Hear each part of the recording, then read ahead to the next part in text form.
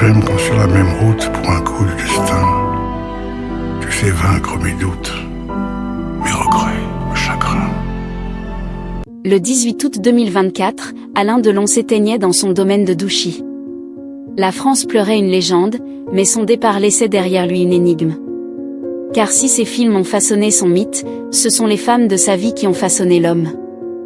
Un an plus tard, on ne parle pas seulement de son héritage cinématographique, mais aussi de ses histoires intimes, de ses visages qui continuent de hanter sa mémoire. À ses funérailles, le silence de la campagne contrastait avec l'écho de toute une vie entourée de femmes. Certaines l'ont aimé, d'autres l'ont combattu, d'autres encore ont marqué son âme d'une empreinte indélébile. Elles furent sept à transformer son destin, sept chapitres d'un roman où l'amour se mêle au scandale, où la tendresse voisine avec la trahison. Mais que savons-nous vraiment de ces relations? Qui fut son grand amour? Qui l'a trahi? Qui l'a soutenu dans l'ombre? Et surtout, qui, dans ces dernières années, a joué un rôle si mystérieux qu'un an après sa mort, la vérité fait encore trembler? Ce récit ne cherche pas à juger, mais à comprendre. Derrière le samouraï au regard de glace se cache un homme marqué par la peur de l'abandon, toujours en quête d'un refuge.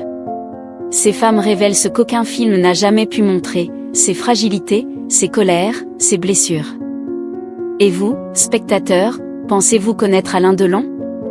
Ou est-il encore un inconnu, même après 60 ans de carrière et un an après sa disparition? Préparez-vous à plonger dans l'intimité de la légende. Cette femme, cet destin, cette révélation. Et la sixième, vous ne l'oublierez jamais. Alain Delon, c'est d'abord un regard. Des yeux d'un bleu tranchant, capables de séduire et d'intimider dans le même instant. Lorsque le cinéma français découvre ce jeune homme à la fin des années 50, il comprend qu'un phénomène est né. Mais derrière ce visage sculptural, il y a une histoire d'abandon, de colère et de solitude. Pour comprendre les femmes qui ont marqué sa vie, il faut d'abord comprendre l'homme qu'elles ont tenté d'aimer. Né en 1935 à Sceaux, dans une banlieue parisienne, il grandit dans un climat instable. Ses parents divorcent tôt, il est placé dans une famille nourricière avant de revenir dans une maison qui n'était déjà plus un foyer. Élève turbulent, adolescent difficile, il est renvoyé de plusieurs écoles. Trop indiscipliné pour les règles, trop sensible pour l'indifférence. Déjà, le monde semblait incapable de le contenir. À 17 ans, il s'engage dans la marine et part en Indochine. Mais la discipline militaire ne parvient pas à dompter son tempérament. Revenu en France, déshonoré, il enchaîne les petits métiers. Serveur, manutentionnaire, il erre à Paris, comme une âme en quête de sens. Et puis, presque par hasard, le destin frappe. Sur la Croisette en 1957, un producteur remarque ce garçon au visage d'ange et au regard de fauve. Le cinéma s'empare de lui et ne le lâchera plus. Dans Plein Soleil en 1960, son interprétation de Tom Ripley fascine le monde entier. Dans Rocco et ses frères de Visconti, il incarne une jeunesse broyée par la misère et la passion. Puis viennent l'Éclipse, le Guépard, et surtout le Samouraï, où il devient l'archétype du tueur solitaire, froid, élégant, insaisissable. À partir de là, Delon n'est plus un acteur, il est un mythe. Mais la gloire n'efface pas les blessures. L'homme que la foule acclame rentre souvent seul dans ses chambres d'hôtel. Derrière les flashs, il y a les colères, les doutes, les nuits sans sommeil. Delon vit à 100 à l'heure, multipliant les tournages, les voyages, mais aussi les excès. Il est adulé, envié, parfois détesté. Et chaque femme qui croise son chemin découvre rapidement que le samouraï n'est pas qu'un rôle. C'est aussi une cuirasse forgée par la peur d'être abandonné à nouveau. Ses relations deviennent donc le théâtre de ses contradictions. Passionné, mais jaloux. Charmeur, mais colérique. Protecteur, mais parfois brutal. Certaines femmes voient en lui un homme fragile, d'autres un tyran. Tous, en revanche, sentent ce magnétisme qui attire autant qu'il brûle. Aimer Delon, c'est toucher une étoile, mais aussi risquer de se brûler les ailes. Dans les années 70, il atteint le sommet de sa gloire. Ses films se vendent par millions, il est connu de Paris à Moscou, de Rome à Tokyo. Dans les pays de l'Est, son image symbolise la liberté et l'élégance. Dans l'Ouest, il incarne la quintessence du cinéma d'auteur allié à la beauté populaire. Mais cet empire est fragile. Car chaque triomphe public se paie d'une défaite intime. Plus le monde l'adule, plus il se sent seul. Et vous, spectateurs, comment imaginez-vous la vie derrière les caméras d'un homme comme Delon? Pensez-vous qu'on peut supporter une telle adoration sans en payer le prix? À mesure que les décennies passent, Delon reste une figure incontournable mais aussi controversée. Ses choix politiques, ses colères, ses amitiés sulfureuses alimentent la presse. Pourtant, malgré les tempêtes, il continue de régner sur l'imaginaire collectif. En 2019, Cannes lui remet une palme d'honneur, reconnaissance ultime pour une carrière de plus de 60 ans. Et même affaibli par l'âge et la maladie, il reste fidèle à lui-même, fier, insoumis, insaisissable. Comprendre Delon, c'est accepter ce paradoxe, un homme adoré pour son art, mais jugé pour ses excès. Un acteur qui a marqué des générations, mais un homme qui n'a jamais cessé d'être en guerre contre lui-même. Et dans cette guerre, les femmes de sa vie ont joué un rôle essentiel, tour à tour bouées de sauvetage, miroir, adversaire ou fantôme. Car derrière la légende du cinéma se cache une vérité intime. Et cette vérité, ce sont les femmes qui l'ont révélée. Cette femme, cet chapitre, qui raconte mieux que quiconque l'histoire de Delon. Numéro 1. Romy Schneider. Romy Schneider fut sans doute le grand amour de Delon. Ils se rencontrèrent en 1958 sur le tournage de Christine. Elle venait d'Autriche, auréolée du succès de Sissi, lui n'était encore qu'un jeune acteur prometteur. Leur couple fit rêver l'Europe entière. En 1959, ils se fiancèrent et devinrent l'incarnation de la passion romantique. Romy, douce et exigeante, voyait en Delon un homme à la fois fragile et fascinant. Lui trouvait en elle un refuge, une lumière dans son chaos.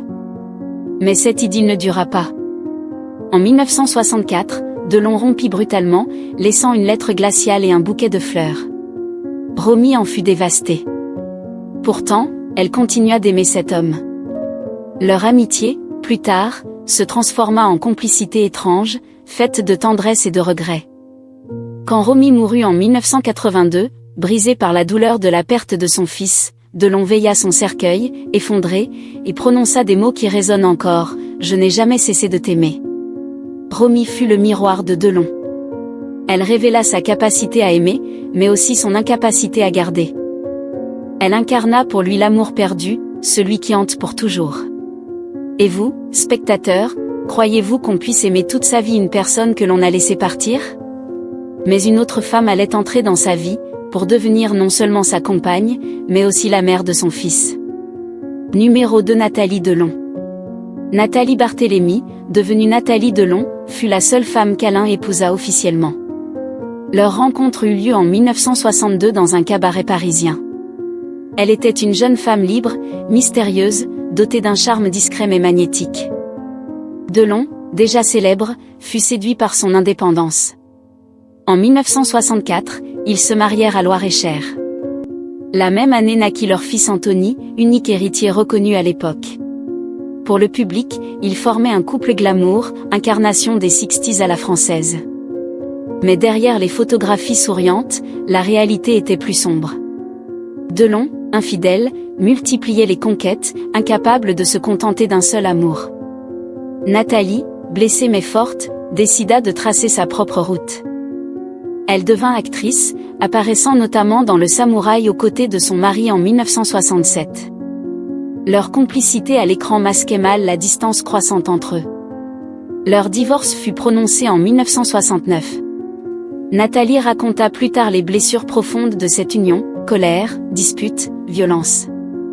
Elle resta cependant liée à Delon par Anthony, leur fils commun. Et malgré la rancune, elle conserva une admiration pour le mythe qu'il représentait.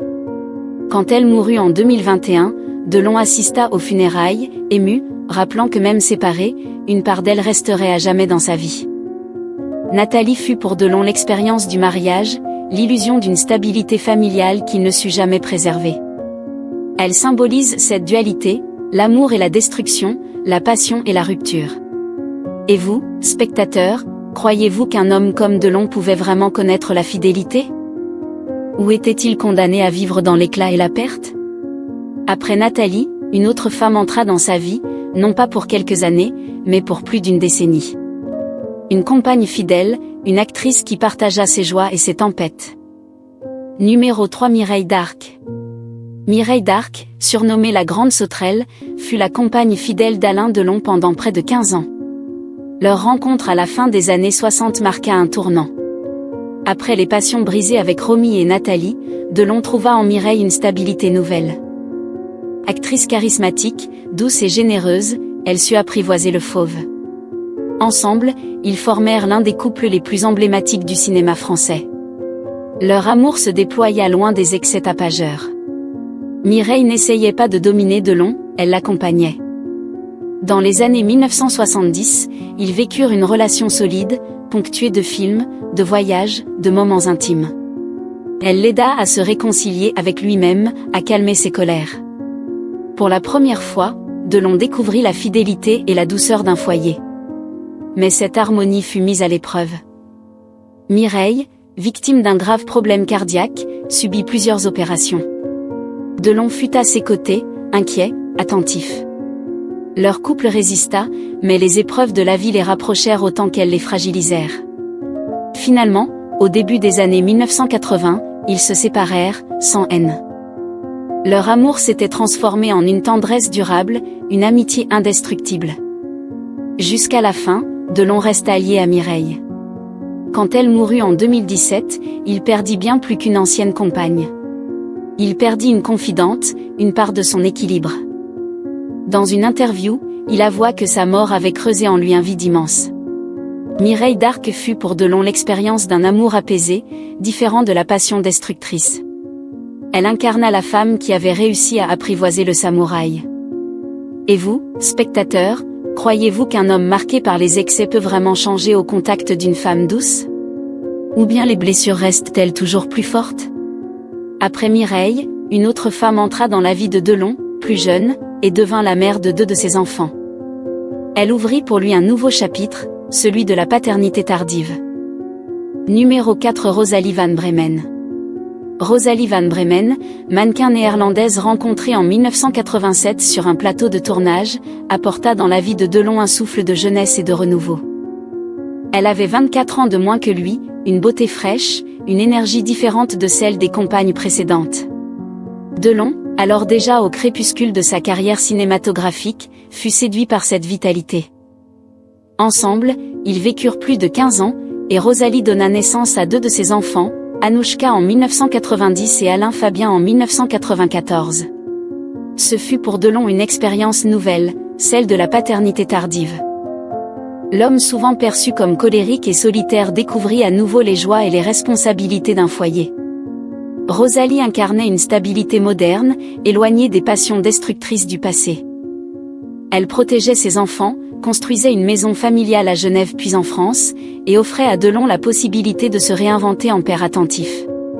Mais la relation ne fut pas exempte de tensions. Le caractère autoritaire de Delon ressurgissait, et Rosalie, plus indépendante, refusait de se laisser écraser. En 2001, le couple se sépara. La rupture fut douloureuse, mais sans éclat public. Rosalie choisit de protéger ses enfants, tandis que Delon, encore une fois, se retrouva face à sa solitude. Aujourd'hui, Anouchka et Alain Fabien témoignent de la complexité de cette période. L'un reproche à son père ses colères, l'autre lui reconnaît des gestes de tendresse. Rosalie, elle, reste celle qui permit à Delon de connaître la douceur d'une famille moderne, mais aussi celle qui osa partir pour préserver son indépendance. Rosalie van Bremen fut donc un chapitre essentiel, elle donna à Delon un prolongement de vie, un héritage vivant. Mais elle rappela aussi que même dans la maturité, le samouraï ne pouvait jamais échapper à ses démons. Et vous, spectateurs, pensez-vous qu'un homme marqué par tant de passion puisse vraiment changer au contact de la paternité? Ou bien la nature profonde finit-elle toujours par reprendre le dessus? Après Rosalie, une autre femme entra dans l'histoire de Delon, non pas comme amante, mais comme complice artistique et amie fidèle. Une chanteuse dont la voix se mêla à la sienne pour créer une chanson devenue immortelle. Numéro 5. Dalida. Dalida, la diva à la voix envoûtante, entra dans la vie de Delon non pas comme amante, mais comme complice artistique. En 1973, ils enregistrèrent ensemble Parole, une chanson qui allait devenir un immense succès européen. Dalida chantait les promesses brisées, Delon répondait avec une voix parlée, distante, presque ironique. Le contraste fit mouche. Cette chanson, encore diffusée aujourd'hui, symbolise une époque et une complicité unique. Entre eux, il n'y eut pas d'histoire d'amour au sens classique, mais une amitié profonde, nourrie d'admiration mutuelle. Dalida voyait en Delon un homme mystérieux, fait de lumière et d'ombre. Lui admirait en elle la force d'une femme qui transformait sa douleur en art. Tous deux portaient des blessures invisibles, tous deux savaient ce que signifiait vivre sous les projecteurs et mourir à petit feu dans la solitude. Leur duo fut un moment de grâce. Dans ce face-à-face artistique, chacun se dévoila autrement. Dalida, fragile mais lumineuse, Delon, distant mais tendre à sa manière. Ensemble, ils offrirent au public non seulement une chanson, mais un dialogue intime entre un homme et une femme marqués par la vie. La destinée de Dalida, qui mit fin à ses jours en 1987, renforça la légende de cette complicité. Après sa mort, Delon confia que Dalida avait su, mieux que beaucoup, comprendre sa mélancolie. Elle fut pour lui une sœur d'âme, une artiste miroir. Leur lien montrait que l'influence des femmes dans sa vie ne se limitait pas aux passions amoureuses, mais s'étendait aussi à l'art, à la création, à la consolation silencieuse. Et vous, spectateurs, que ressentez-vous encore aujourd'hui en entendant Parole, Parole ? Est-ce une simple chanson d'amour ironique, ou un témoignage d'une vérité plus profonde entre deux êtres solitaires ? Mais après l'amitié lumineuse de Dalida, une autre femme entra dans la vie de Delon, bien plus controversée. Sa présence dans les dernières années de l'acteur provoqua un scandale et continue, encore aujourd'hui, de diviser l'opinion. Elle est la fameuse numéro 6 qui vous choquera.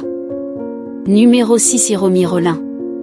Hiromi Rolin entra dans la vie de Delon dans ces dernières années, et son nom reste aujourd'hui au cœur d'une des plus grandes polémiques autour de l'acteur. Présentée comme son assistante, puis comme sa compagne officieuse, elle vécut auprès de lui après son AVC en 2019. C'est elle qui géra son quotidien, ses déplacements, ses soins, et qui l'accompagna dans le silence de Douchy. Mais en 2023, les enfants de Delon Anthony, Anouchka et Alain Fabien déposèrent plainte contre elle, l'accusant de manipulation, d'isolement psychologique et même de maltraitance sur les chiens de leur père. Les médias s'emparèrent de l'affaire. Les fans découvrirent un Delon affaibli, entouré de soupçons, et une femme au visage mystérieux, accusée d'avoir profité de la vulnérabilité de la légende. Hiromi démentit, affirmant avoir toujours protégé Delon avec loyauté. Mais la justice fut saisie, les témoignages se multiplièrent, et l'opinion publique resta divisée. Était-elle une compagne dévouée, ou une présence toxique ? Personne ne sut jamais trancher. Lorsque Delon mourut en août 2024, sa présence fut signalée puis contestée. Les enfants firent tout pour l'écarter des funérailles et de l'héritage. La presse parla de guerre ouverte entre Hiromi et la famille. Ainsi, au moment même de sa disparition, Delon restait pris dans un drame digne de ses films noirs. Hiromi Rolin représente le chapitre le plus troublant de la vie de Delon. Elle est le reflet d'un homme vulnérable, dépendant, exposé à la suspicion. Elle rappelle aussi que les légendes, derrière la grandeur, connaissent la fragilité et le chaos. Et vous, spectateurs, pensez-vous qu'Hiromi Rolin fut réellement la protectrice d'Alain Delon ? Ou bien profita-t-elle de son état pour s'imposer dans son univers ? Cette question reste sans réponse, un an après sa mort. Mais avant la fin, une autre femme avait déjà marqué son destin, non pas une amante, mais la première figure féminine de sa vie, sa mère, Edith Arnold. Et c'est avec elle que tout commença. Numéro 7 Edith Arnold. La première femme qui marqua la vie d'Alain Delon n'était ni actrice, ni compagne, ni amie célèbre. C'était sa mère, Edith Arnold. Pharmacienne de formation, elle donna naissance à Alain en 1935. Mais très vite, la famille vola en éclats, ses parents divorcèrent quand il avait 4 ans. L'enfant fut confié à une famille nourricière. Cette séparation précoce fut pour lui une blessure originelle. Dans les rares confidences qu'il fit sur son enfance, Delon évoqua toujours ce sentiment d'abandon. Sa mère, qu'il aimait, ne fut pas toujours présente. Entre eux, le lien resta fragile, parfois tendre, souvent conflictuel. Edith représentait à la fois la source de sa vie et la cicatrice de son existence. On dit que cette faille marqua toutes ses relations futures. Chercher dans les femmes ce qu'il n'avait pas trouvé dans les bras maternels, la sécurité, l'amour inconditionnel. Plus tard, lorsqu'il devint célèbre, Delon entretenait avec sa mère un rapport ambigu. Il la protégeait, mais il lui reprochait aussi de ne pas l'avoir assez défendue durant son enfance. Cette ambivalence se reflétait dans son comportement avec les femmes, il les chérissait et les blessait à la fois. Derrière chaque histoire d'amour se cachait la quête inassouvie d'un fils. Edith Arnold n'eut pas la notoriété des autres femmes de cette liste. Mais son influence fut peut-être la plus profonde. Car sans cette faille originelle, sans cette absence fondatrice, Alain Delon n'aurait peut-être jamais eu cette intensité dans le regard, ce mélange de beauté et de douleur qui fit de lui une icône. Et vous, spectateurs, croyez-vous que l'on aime toute sa vie avec les yeux de l'enfant que l'on fut? Que chaque passion d'adulte n'est qu'une tentative de guérir une blessure d'enfance? Avec Edith, la boucle se referme. De la mère à l'assistante, de la première femme à la dernière, toute la vie de Delon fut une traversée marquée par les femmes. Elles furent lumière et ombre, douceur et poison, amour et tragédie. Et c'est à travers elles que l'on comprend l'homme derrière la légende. Un an après la mort d'Alain Delon, son ombre plane encore sur la mémoire collective. Ses films continuent d'être projetés, ses répliques résonnent, et ses images circulent comme des fragments d'éternité. Mais derrière l'acteur, c'est l'homme que l'on cherche à comprendre. Et cet homme s'est révélé à travers les femmes qui ont jalonné sa vie. Cette femme, cet visage, cette vérité. Romy, l'amour brisé qui ne cessa jamais de hanter ses nuits. Nathalie, la seule épouse officielle, miroir de ses colères et de ses contradictions. Mireille, la compagne fidèle qui sut lui offrir un amour apaisé. Rosalie, la jeunesse retrouvée et la paternité tardive. Dalida, l'amie artiste qui partagea sa mélancolie en musique. Hiromi, la présence controversée de ces dernières années, énigme encore aujourd'hui. Et enfin Edith, la mère originelle, blessure fondatrice et clé de toutes ses passions. À travers elle, on comprend que Delon fut toujours en quête d'un foyer, d'un regard rassurant, d'une fidélité indéfectible. Mais chaque fois, la même histoire se répétait, intensité, passion, rupture. Comme si le samouraï de l'écran n'avait jamais pu déposer ses armes dans la vraie vie. Son héritage ne se mesure pas seulement aux millions de spectateurs, au prix ou aux films devenus cultes. Il se mesure aussi à cette fascination intacte, à ce débat permanent, faut-il admirer l'acteur et oublier l'homme? Ou accepter les deux, l'art et les ombres, comme les deux faces d'une même légende? Un an après, les querelles autour de son héritage matériel continuent, ses enfants se disputent, la presse commente. Mais au-delà des polémiques, ce qui demeure, c'est cette empreinte unique. Celle d'un regard, d'une voix, d'une silhouette. Celle d'un homme qui a aimé et blessé, qui a fasciné et choqué, mais qui n'a jamais laissé indifférent. Et vous, spectateurs, que retenez-vous de cette vie flamboyante? L'icône du cinéma français ou l'homme tourmenté? L'amant passionné ou le père autoritaire? Peut-être tout cela à la fois. Car c'est la complexité qui fait la grandeur d'un être humain. Si vous avez été touché par cette histoire, abonnez-vous à Hollywood Mémoire et partagez vos émotions en commentaire. Car les légendes ne meurent jamais vraiment. Elles continuent de vivre en nous, à travers nos souvenirs et nos récits. Et Alain Delon, un an après sa disparition, reste plus présent que jamais dans nos cœurs et nos mémoires.